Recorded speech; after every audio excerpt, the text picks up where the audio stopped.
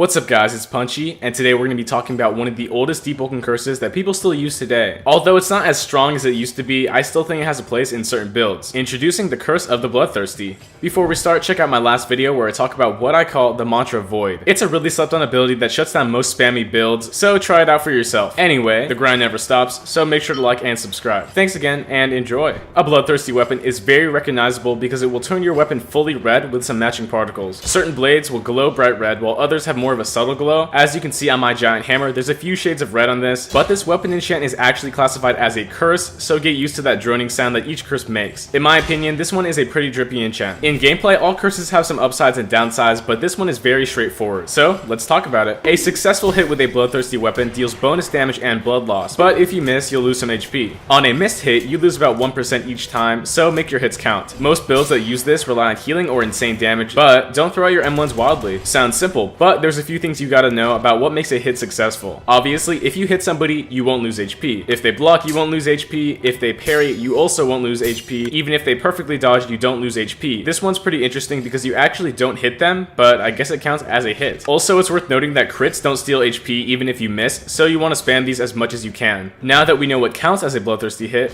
and what doesn't, let's take a look at this damage buff. A single M1 with a normal Great Maul with 5% pen does about 10% damage, and a crit with the normal weapon does about 12% damage. Now, if I equip my Bloodthirsty Great Maul, a single M1 does about 11% damage. Compared to the normal weapon, that's a 1% increase or a 10% multiplier on our damage. And trying out the critical attack, we actually do 13% damage instead of 12%, so again, this is the same multiplier. And the damage multiplier is passable, but it's nothing as high as the Heroism enchant or something like Wind Up. Luckily, this curse still has one last trick up its sleeve. Blood loss from a Bloodthirsty weapon is insane, and it's probably the best option for bleeding builds. It's not bleed damage, but it's the subtraction of this red bar on the left. A few hits from this and I'm already pretty low, and don't let that hit empty or you will die. Also, it's worth mentioning that this scales off of damage dealt, so heavy weapons will be better. And another reminder, you don't actually steal the blood like vampirism, you only remove it. I believe this weapon works the best on builds that already do insane damage in PvE content. If you know what you're doing, you won't be missing your M1s, so that's just extra damage. In PvP, Bloodthirsty is decent, but it's not that great. This enchant limits your options quite a bit because you cannot throw out hits randomly to catch people off guard without risking your HP, and most of your mantras will need blood gems to catch up. I'm sure there are builds that work well with this enchant, but for me, I value combat options over damage. I think I'll rank this as a solid B tier. The damage increase isn't as major as some of these other enchants, and you are losing options with this curse. It's definitely not terrible, and it does work, but I think there are better options to pick. Tell me what you guys think down below. And that's all for me today. So, thank you guys for watching, and make sure to like and subscribe. Have a good one.